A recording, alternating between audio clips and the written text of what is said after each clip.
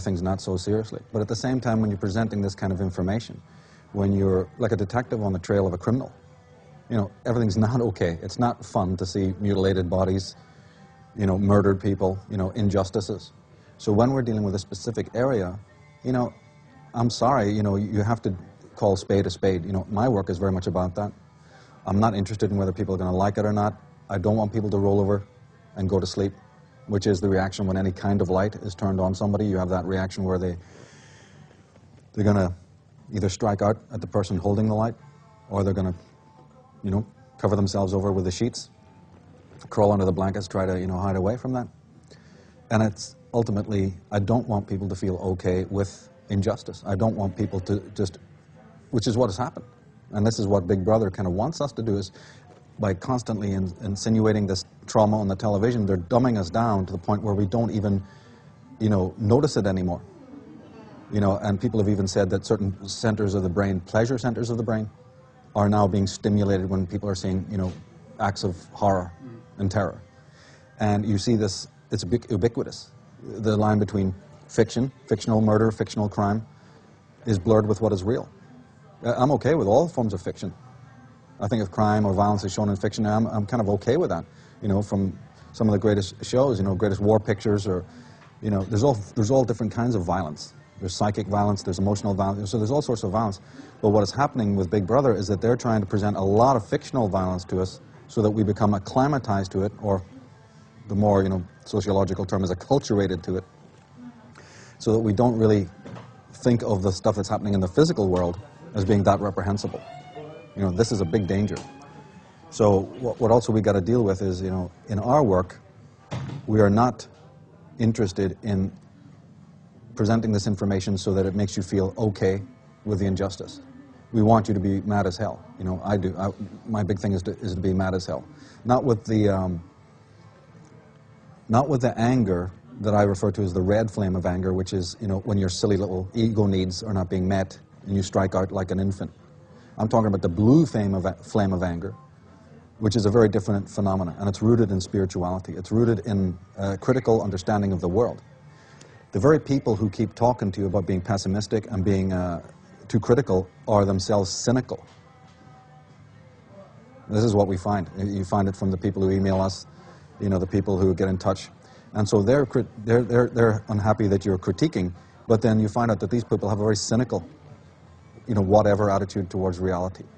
They are the people who really are shaken up by you being an investigator and bringing up things, you know, like child abuse or mind control, or you know, the machinations of secret societies and all of the above. You know, they are actually threatened by this because they're just getting a handle on reality. And the last thing they want is for you to come and shake up their reality. But my work always insists that you don't see reality, you only have an idea of reality. And if I'm shaking up your idea of reality, you got to believe I'm okay with that, because that's what needs to happen. You have to have your own inner republic, you know, shaken up at certain times. You know, I've often said in my other writings, 9/11 may have shaken people up, but it did wake people up. There's a difference. And with the Alex Joneses and the people who've covered these 9/11 atrocities, and some of them have done excellent jobs, they may be able to shake the American people up or the world's people up, but see, as people are going to discover later on, once you've shaken somebody up out of their sleep, they're going to very quickly say to you, where do I go now? Do I go back into another slave pen of, say, religion or Christianity or whatever?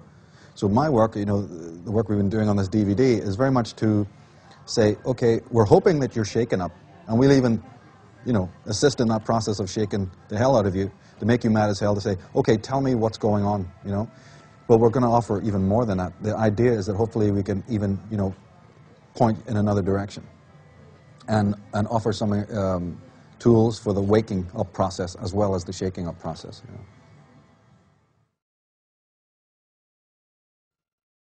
Yeah, I hope that the people who are watching this, you know, are from both categories. There are people who are seasoned.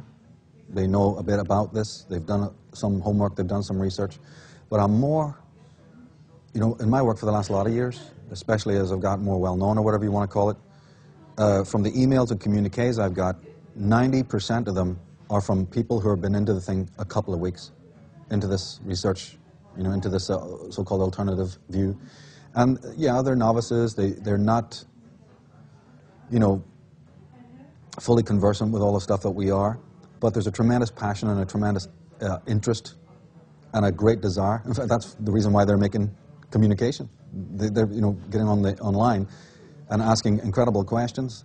And so over a couple of years, it didn't occur to me in the beginning, but in the last couple of years, I've really noticed that, you know, this is the group that we need to be aware of. Not so much the seasoned, what I would call the choir.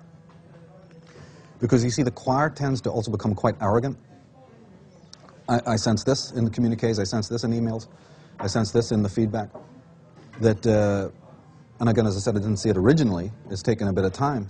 But with people who think they know about this, or they've bought a few books, or they've checked out a few, you know, things online or whatever, or there tends to be, and this is probably the case with all knowledge, even academic knowledge, there tends to be a bit of arrogance, a bit of know-it-all, a bit of, you know, butting heads, and a lot of meaningless, you know, sort of repartee over minutiae.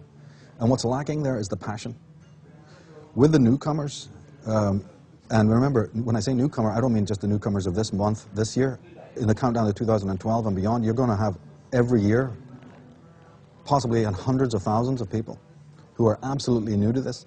So my focus has now shifted somewhat from the choir and preaching to them who think they know it all, you know, and trying to present information, which I think we've done really successfully in this series, to present, and that doesn't mean talk down to anyone, that doesn't mean cut things up too small. What it means is to be very conscious of the fact that you have newcomers in, and they see this welter of information, they see all these scholars, some of them are very different in their approach, they cover different kinds of information. We have to be concerned about them and realize that later on they'll become the choir, but then you have yet more waves and more waves of new people. So the kinds of questions, and as I said, most importantly, the kind of passion that I've sensed from these people is what's motivated me to, you know, to work on the DVD in this way, is to present information, for instance, about Jim Keith, mind control, to show all the levels of it, from the basic street level forms, you know, of how people are controlled, all the way up to the mega level, government and beyond. We understand that there's something psychopathic going on with killers and with rapists and with serial killers and whatnot, and we can accept this when it's on the street level, when some psycho is dragged into court, or some mother who's massacred her children or something like that. You know, okay, ooh, horror, shock horror, you know, what a creature. But it's very important also to realize that further up the ladder, this same sort of psychopathy exists, and the same thing with mind control. It exists on the individual levels, and we're getting a handle on that. Some of these lone assassins and so on, people tend to believe, okay, something bizarre there. But it's very important to realize that this thing goes all the way up the scale, right to a very, very high level, which is like what we've been talking about in the DVD, you know.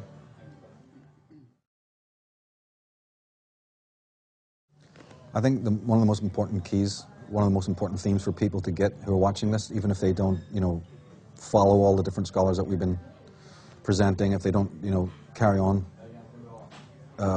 researching all of this kind of material, the most important thing for them to realize is that can they begin to at least understand that man has been mind controlled or is mind controlled.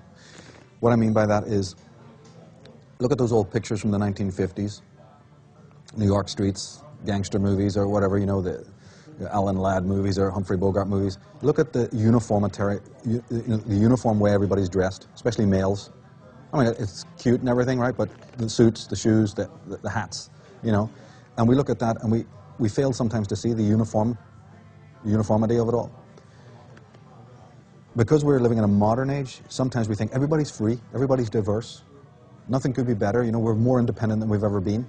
But see, my point of view is are we really, or is that just an illusion? What about thinking? Yeah, you may be dressed differently, you may have more fashions out there, you may have the illusion of diversity.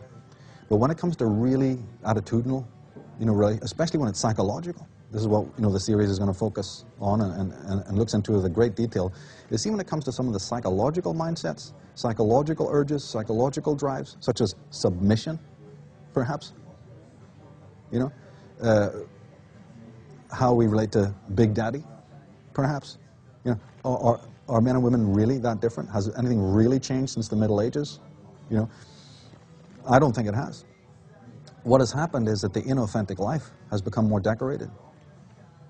Right? We've got more perks, we've got more fashions, we've got more isms and ologies, and we've got more escapes than ever before. But man psychologically is identical to the man he was maybe even 1,000 years ago in these fundamental attitudes. So then there's advocates of the fact that television programs, is the brain being programmed? And I say absolutely. I'm not against television, by the way, I must say that, because it's not the oracle, it's who's using it and what for. This is a thing I insist over again and again. How much we've learned about the world from television and from movies and from films and documentaries, there's nothing wrong with it. It's the hands that who's using it, who's manipulating those oracles. But you see, I'm very interested in this. It's very important for us to realize that in my work, I don't point fingers.